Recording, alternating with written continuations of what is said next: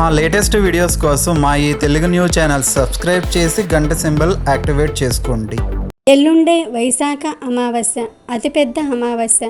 ఇది సామాన్యమైన అమావాస్య కాదు, చాలా శక్తివంతమైన అమావాస్య.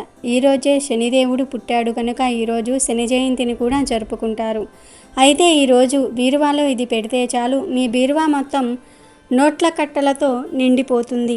మీరు కోరుకున్నంత డబ్బు వస్తుంది, అద్భుతమైన ఫలితాలు వస్తాయి. వైశాఖ అమావాస్య రోజు బీరువాలో దీనిని పెట్టడం వలన మీ జాతకము, మీ జీవితము మారిపోతుంది. ఇంట్లోకి డబ్బు అనేది వస్తుంది. చాలామంది చేతిలో ధనం లేదని ఎంతో బాధపడిపోతూ ఉంటారు. ధనం విషయంలో ఎంతో ఇబ్బంది పడిపోతూ ఉంటారు. ఇలా ధన సమస్యలు ఉన్నవారు వైశాఖ అమావాస్య రోజు బీరువాలో ఇది ఒక్కటి పెట్టుకుంటే చాలు, ధనం మీ బీరువా వైపు ఆకర్షింపబడుతుంది.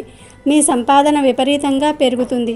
కాబట్టి మీ బీరువా ఎప్పుడూ ధనంతో నిండిపోయి ఉండాలంటే, బాగా డబ్బులు రావాలంటే వైశాఖ అమావాస్య రోజు బీరువాలో దీనిని పెట్టండి. మరి ఇంతకీ అమావాస్య రోజు బీరువాలో ఏం పెట్టాలి అనే విషయాన్ని ఇప్పుడు మనం ఈ వీడియోలో వివరంగా తెలుసుకుందాం. ఫస్ట్ అయితే ఈ వీడియోకి ఒక లైక్ కొట్టి మా ఛానల్ని సబ్స్క్రైబ్ చేసుకుని మాకు సపోర్ట్ చేయండి. చాలామంది ధన సమస్యలతో తికమక పడిపోతూ ఉంటారు. ధనం చేతిలో నిలవట్లేదని, ఎక్కువ ధనం సంపాదించలేకపోతూ ఉన్నామని బాధపడిపోతూ ఉంటారు. అప్పుల బాధలు ఉన్నవారు కూడా అమావాస్య రోజు ఈ పరిహారం చేసుకోవచ్చు. అసలు ఏం చేయాలి అనే విషయానికి వస్తే ఏమీ లేదు. ఈ వైశాఖ అమావాస్య రోజు చక్కగా ఒక ఎర్రటి రంగు క్లాత్ను తీసుకోండి. దానిలో కొంచెం పచ్చకర్పూరం వేయండి. పచ్చకర్పూరం ఎక్కడ ఉంటే అక్కడకు ధనం ఆకర్షింపబడుతుంది, లక్ష్మీదేవి ఆకర్షింపబడుతుంది. కనుక ముందు కొంచెం కర్పూరం వేయండి. ఆ కర్పూరంలోనే ఒక గోమతి చక్రాన్ని కూడా వేయండి.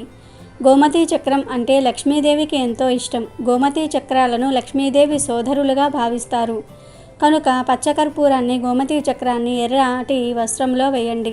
తర్వాత ఆ వస్త్రాన్ని మూట కట్టి బీరువాలో డబ్బులు దాచే లాకర్లో పెట్టుకోండి. ఈ మూటను ప్రతి అమావాస్యకు తీసి దానికి ధూపం చూపిస్తూ ఉండండి. ఇక ఈ మూటను ఎప్పటికీ మార్చవలసిన అవసరం లేదు. అమావాస్య రోజు ఇలా ఈ మూటను బీరువాలో పెట్టడం వలన మీ బీరువాలోనికి ధనం బాగా ఆకర్షింపబడుతుంది. ధన సమస్యలు తొలగిపోతాయి, కష్టాలు పోతాయి, మీ ధన సంపాదన విపరీతంగా పెరుగుతుంది, లక్ష్మీదేవి అనుగ్రహం కలుగుతుంది, అనేది ఉండదు. కనుక వైశాఖ అమావాస్య రోజు మీరు కూడా బీరువాలో ఈ మూటను పెట్టండి. ధన లాభాన్ని పొంది ధనానికి లోటు లేకుండా సంతోషంగా జీవించండి. ఇక శని జయంతి రోజు మీకు ఏ సమయంలో అయినా సరే కాకులు కనిపిస్తే ఏదో ఒక ఆహారాన్ని కాకికి పెట్టండి. లేదంటే మీరు ఇంట్లో వండిన అన్నం గిన్నెలో నుంచి కొంచెం అన్నం తీసి దానిలో కూర కలిపి 2 ముద్దలుగా చుట్టి పైన కొంచెం నూనె పోసి, అంటే 2 చుక్కల నూనె పోసి ఆ 2 అన్నం ముద్దలను ఆహారంగా పెడితే చాలా చాలా మంచిది. అలా ఆహారం పెట్టిన తర్వాత కాకి ఆ అన్నం తింటున్న సమయంలో 3 సార్లు సం శనేశ్వరాయ నమః, సం శనేశ్వరాయ నమః, సం శనేశ్వరాయ నమః అని అనుకోండి. ఇలా చేస్తే కాకి సంతృప్తి పడుతుంది. కాకి సంతృప్తి పడితే శనీశ్వరుడు ఖచ్చితంగా మిమ్మల్ని అనుగ్రహిస్తాడు. తద్వారా మీకు ఉండే శని దోషాలు కూడా తొలగిపోతాయి, సకల ఐశ్వర్యాలు కలుగుతాయి, దరిద్రాలు కష్టాలు పోతాయి, మీ జీవితం అద్భుతంగా మారిపోతుంది. కాబట్టి శని జయంతి రోజు కాకులు కనపడితే తప్పక ఈ చిన్న పని చేసి మీ జీవితాన్ని మార్చుకోండి. అదేవిధంగా ఈరోజు మీకు నల్ల చీమలు ఎక్కడ కనిపించినా సరే కొంచెం పంచదారను వాటికి సమర్పించండి. ఈరోజు శని జయంతి కాబట్టి నల్ల చీమలు ఎక్కడ కనిపించినా, లేదా మీ ఇంటి ఆవరణలో ఎక్కడైనా సరే నల్ల చీమలు కనిపిస్తే వాటికి కొంచెం పంచదారను సమర్పించండి.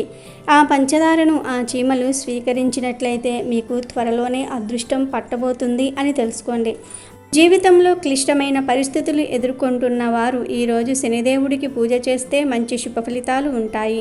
ఈరోజు ఉపవాసం ఉండి శనిని ప్రార్థించటం వల్ల భక్తులను కష్టాలు, బాధల నుండి విముక్తులను చేస్తాడు శనిదేవుడు. అంతేకాకుండా దుష్ట చెడు ప్రభావాల నుంచి ఉపశమనం కలిగిస్తాడు. ఈరోజు నలుపు రంగు వస్తువులను దానం చేస్తే మంచి జరుగుతుంది. అంటే నలుపు వస్త్రాలు, ఆవ నూనె లాంటివి దానం చేయాలి. ఈరోజు ఎవరి వద్ద నుండి ఇనుము, ఉప్పు, నువ్వుల నూనె చేతితో తీసుకోకుండా ఉంటే మంచిది. అలాగే వైశాఖ అమావాస్యతో కలిసి వస్తున్న శని జయంతి రోజు పొరపాటున కూడా కొన్ని పనులను చేయకూడదు. మరి ఆ పనులు ఏమిటో కూడా ఇప్పుడు మనం తెలుసుకుందాం. ఈ రోజున పొరపాటున కూడా చీపురు కొనకూడదు. ఈరోజు చీపురు కొంటే లక్ష్మీదేవికి కోపం వస్తుంది. ఈరోజు వివాహము, గృహప్రవేశము, నామకరణము మొదలైన శుభకార్యాలు చేయటం నిషిద్ధం. ఈ రోజున స్త్రీలను, వృద్ధులను, పేదవారిని అవమానించకూడదు.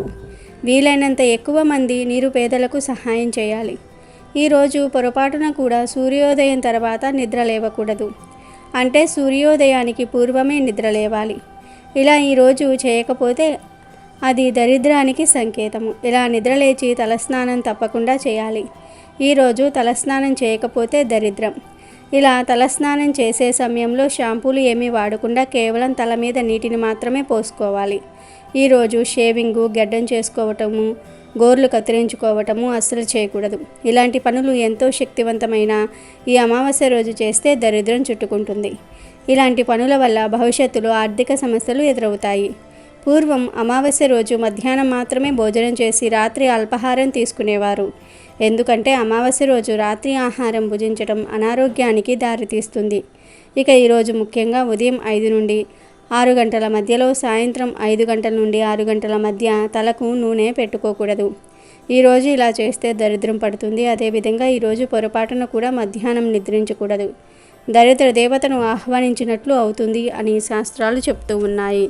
వైశాఖ అమావాస్య నాడు శనిదేవుడు పుట్టాడు. అందుకే ఇది శనిదేవుడికి ఎంతో ఇష్టమైన అమావాస్య అని శాస్త్రాలు చెప్తూ ఉన్నాయి.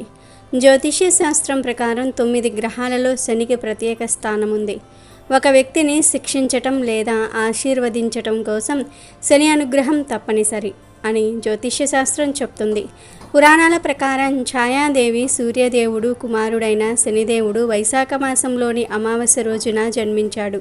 అందుకే వైశాఖ మాసంలోని అమావాస్య రోజున శని జయంతిని జరుపుకునే సాంప్రదాయం ఉంది.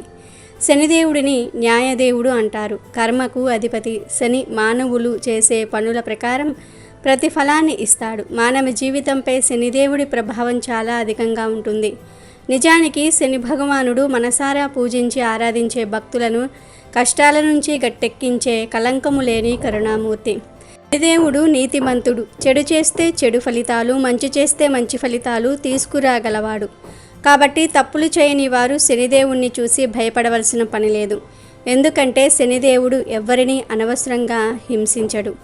శనీశ్వరుడి నామంలో శని, ఈశ్వరుడు అనే శబ్దం రావడంతో ఈయన కూడా పరమేశ్వరుడిలాగా, వెంకటేశ్వరుడిలాగా మనల్ని అనుగ్రహిస్తాడని శాస్త్రాలు చెప్తూ ఉన్నాయి. శని ప్రభావంతో ఎవరైతే ఇబ్బందులు ఎదుర్కొంటూ ఉంటారో వారందరూ ఈ శని జయంతి రోజున ప్రత్యేక పూజలు చేయటం వల్ల కష్టాలన్నీ తొలగిపోతాయని, శనిదోషం లేదా శనికి సంబంధించిన ఇతర సమస్యలన్నీ తొలగిపోతాయని పండితులు చెప్తూ ఉన్నారు. శనిదేవుణ్ణి ప్రసన్నం చేసుకోవడానికి, శనిదోషం నుండి బయటపడేందుకు శని జయంతి ప్రత్యేకమైన రోజుగా పరిగణించబడుతుంది. శనిదోషం ఉంటే ఎన్నో సమస్యలు వస్తాయి. కోరిన కోరికలు తీరవు. వ్యాపార నష్టాలు, ఆర్థిక కష్టాల వంటివి ఎదుర్కొంటారు. కోర్టు కేసులు తేలవు. శత్రువులు పెరుగుతారు. రోగాలు నయం కావు. ఇలా ఎన్నో సమస్యలు ఉంటాయి. శని జయంతి అనేది శనిదేవుడి అనుగ్రహం పొందేందుకు అనువైన సమయం. ఈ రోజున శనిదేవుడిని అతనికి ప్రీతిపాత్రమైన నీలం రంగు పూలు, సెమి ఆకులు, నల్ల నువ్వులు, నువ్వుల నూనె వంటి వాటితో పూజించాలి. ఫలితంగా శనిదోషం, శని ప్రభావం పోతుంది. శని జయంతి నాడు ఏదైనా శనీశ్వరాలయానికి వెళ్ళి శనిదేవుడికి నమస్కరించాలి. ఓ గిన్నెలో నువ్వుల నూనె వేసి అందులో ప్రతిబింబాన్ని చూసుకొని దానం చేయాలి. ఇలా చేస్తే శనిదోషం పోతుంది. శనిపీడ పోవాలంటే శనిదేవుడికి నువ్వుల నూనెతో అభిషేకం చేయాలి. వైశాఖ అమావాస్యతో కలిసి వస్తున్న శని జయంతి రోజు మీరేం చేసినా చేయకపోయినా శుచిగా స్నానం చేసుకుని దగ్గరలో ఎక్కడైనా సరే జమ్మి చెట్టు ఉంటే ఆ చెట్టు దగ్గరకు వెళ్ళి 11 సార్లు చెట్టును ముట్టుకోండి.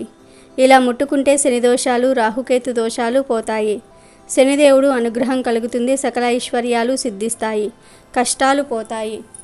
ఏం చేయాలంటే ఈరోజు దగ్గరలో ఉండే జమ్మి చెట్టు దగ్గరకు వెళ్ళి ముందు చెట్టుకు కొన్ని నీళ్లు పోయండి. తర్వాత జమ్మి చెట్టు మొదట్లో ఒక చిన్న ప్రమ్మెదను పెట్టి నువ్వుల నూనె పోసి దీపం వెలిగించండి. ఆ దీపాన్ని చూస్తూ 11 సార్లు శం శనేశ్వరాయ నమః అనే మంత్రాన్ని పఠించండి. ఆ తరువాత జమ్మి చెట్టు చుట్టూ 3 ప్రదక్షిణలు చేయండి. 11 సార్లు జమ్మి చెట్టును ముట్టుకోండి. అసలు ఈ ప్రాసెస్ అంతా కూడా చేయలేని వారు జస్ట్ జమ్మి చెట్టును ముట్టుకోండి చాలు. అలా జమ్మి చెట్టును ముట్టుకున్న తర్వాత కాసేపు ఆ చెట్టు దగ్గర కూర్చొని తర్వాత తిరిగి ఇంటికి వచ్చేయండి. జమ్మి చెట్లు పొలాల దగ్గర ఉంటాయి లేదా దేవాలయాలలో ఉంటాయి. మీకు ఎక్కడ జమ్మి చెట్టు కనిపించినా ఇప్పుడు మనం చెప్పుకున్న విధంగా చేయండి. ఇలా చేస్తే మీకు ఉన్న శని దోషాలు, రాహుకేతు దోషాలు, నవగ్రహ దోషాలు పోతాయి. కోట్లకు పడగలెత్తుతారు. మీ జీవితం మారిపోతుంది. జమ్మి ఆకులంటే శనిదేవుడికి చాలా ఇష్టం. జమ్మి చెట్టు ఆకులనే సెమి పత్రం అంటారు. జమ్మి చెట్టు భారతీయులకు కొత్తేమీ కాదు. భారత ఉపఖండంలో ఈ వృక్షం ఉద్భవించింది. జమ్మి చెట్టు ఎలాంటి ప్రాంతాలలో అయినా సరే త్వరగా పెరుగుతుంది. నీటి లభ్యత పెద్దగా లేకున్నా చాలా తక్కువ కాలంలో పెరిగేస్తుంది. అందుకే దాదాపు ఎడారి ప్రాంతమైన రాజస్థాన్ మొదలుకొని వర్షపాతం తక్కువగా ఉండే తెలంగాణ ప్రాంతం వరకు ఉండే ప్రజలకు జమ్మి చెట్టు గురించి బాగా తెలుసు. పట్నం వాసులకు జమ్మి చెట్టు గురించి పెద్దగా తెలియకపోవచ్చు. కానీ రైతులకు, గ్రామీణ ప్రాంతాల ప్రజలకు జమ్మి చెట్టు అంటే ప్రాణం. జమ్మి చెట్టు ఆకులు, కొమ్మలు పశువులకు మేతగా చాలా ఉపయోగపడతాయి. చెట్టులోని ప్రతి భాగాన్ని నాటు వైద్యంలో ఔషధాలకు వాడుతూ ఉంటారు. ఈ చెట్టు నుండి వచ్చే గాలి పీల్చిన మనం జమ్మి చెట్టు చుట్టూ ప్రదక్షిణలు చేసిన ఆరోగ్యం బాగుంటుందని పెద్దలు నమ్ముతూ ఉంటారు. అందుకే వినాయక చవితి పండుగ నాడు పూజించే విసంతి పత్రాల్లో జమ్మి పత్రాన్ని కూడా చేరుస్తూ ఉంటారు. పాండవులు అరణ్యవాసం వెళ్ళేటప్పుడు వారి యొక్క ధనస్సు, విల్లంబులు, గద మొదలగు ఆయుధములను వెళ్ళేదారిలో జమ్మి చెట్టు మీద పెట్టి వారు మళ్ళీ తిరిగి వచ్చే వరకు వాటిని కాపాడమని జమ్మి చెట్టుకు మొక్కి వెళ్తారు. అలా అరణ్యవాసం ముగియగానే అదే చెట్టు వద్దకు వెళ్ళి పూజలు చేసి వారి వస్తువులను తిరిగి తీసుకుంటారు. తిరిగి రాగానే కౌరవుల మీద విజయం సాధించి రాజ్యాధికారం సాధిస్తారు. జమ్మి ఆకుల నుండి పసరు తీసి దానిని పుళ్ళు ఉన్న చోట రాస్తే కుష్ఠవ్యాధి సైతం నశిస్తుంది. కాబట్టి మీరు కూడా శని జయంతి రోజు జమ్మి చెట్టును ముట్టుకొని శుభ ఫలితాలను పొందండి. శనిదేవుడి అనుగ్రహంతో సంతోషంగా జీవించండి. మనలో చాలామంది శనిదేవుని పేరు చెప్తే తెగ భయపడిపోతూ ఉంటారు. ఎందుకంటే శని ప్రభావం పడితే తమకు ఇబ్బందులు తప్పవని నమ్ముతూ ఉంటారు. జ్యోతిష్యం ప్రకారం మకరము, కుంభరాశులకు శనిదేవుడే అధిపతిగా ఉంటాడు. హిందూ మత విశ్వాసాల ప్రకారం ప్రతి ఒక్క కర్మకు ఏదో ఒక ఫలితం ఉంటుంది. మంచి కర్మలకు మంచి ఫలితాలు, చెడు కర్మలు చేస్తే చెడు ఫలితాలు వస్తాయి. ఇవన్నీ సక్రమంగా సాగేలాగా శనిదేవుడే బాధ్యత వహిస్తూ ఉంటాడు. శని కఠినమైన క్రమశిక్షణ, న్యాయం, నిజాయితీ లక్షణాలను కలిగి ఉండే వారికి శుభ ఫలితాలను ప్రసాదిస్తాడు. ఇవేవీ లేని వారిని మాత్రం కఠినంగా శిక్షిస్తాడు. శనిదేవుడు క్రమశిక్షణ, స్వీయ నియంత్రణతో సంబంధం కలిగి ఉంటాడు. స్వీయ క్రమశిక్షణ సూత్రాలను అనుసరించేవారు శనిదేవుని ప్రతికూల ప్రభావాల నుంచి తప్పించుకోవచ్చు. అంతేకాదు సంతోషకరమైన జీవితాన్ని గడపవచ్చు. ఈ విషయంలో శనిదేవుడు చాలా ధర్మబద్ధంగా వ్యవహరిస్తాడు. శనిదేవుడు వైశాఖ అమావాస్య నాడు జన్మించాడు. దీనిని శని జయంతిగా జరుపుకుంటారు. ఈ రోజున కొన్ని పరిహారాలు చేయటం ద్వారా శనిదేవుని అనుగ్రహం పొందవచ్చు. ఈ రోజు నవగ్రహ ఆలయానికి వెళ్ళి శనిదేవునికి నువ్వులు సమర్పించి నువ్వుల నూనెతో అభిషేకం చేస్తే శని దోషాల తీవ్రత తగ్గుతుంది. శని అనుగ్రహం కలుగుతుంది. హిందూ జ్యోతిష్య శాస్త్రం ప్రకారం శనీశ్వరుడు నవగ్రహాలలో ఒక గ్రహం. సకల జీవులకు ప్రత్యక్ష దైవం కాబట్టి సూర్య భగవానుడికి అతని రెండవ భార్య ఛాయాదేవికి పుట్టిన సంతానం శని. ఆయనకు ఛాయాపుత్రుడు అనే పేరు కూడా ఉంది. జీవుల జాతక చక్రాలపైన తన ప్రభావాన్ని ఎలా చూపబోతూ ఉన్నాడో అని నిరూపించడానికి ఆయన జననం అమావాస్య రోజు సూర్యగ్రహణంలో జరిగింది. అమెజాన్లో బెస్ట్ డిస్కౌంట్స్ కోసం వీడియో డిస్క్రిప్షన్లో లింకు ఉంది, చూడండి. అలాగే మా టెలిగ్రామ్ ఛానల్ సబ్స్క్రైబ్ చేసుకోండి.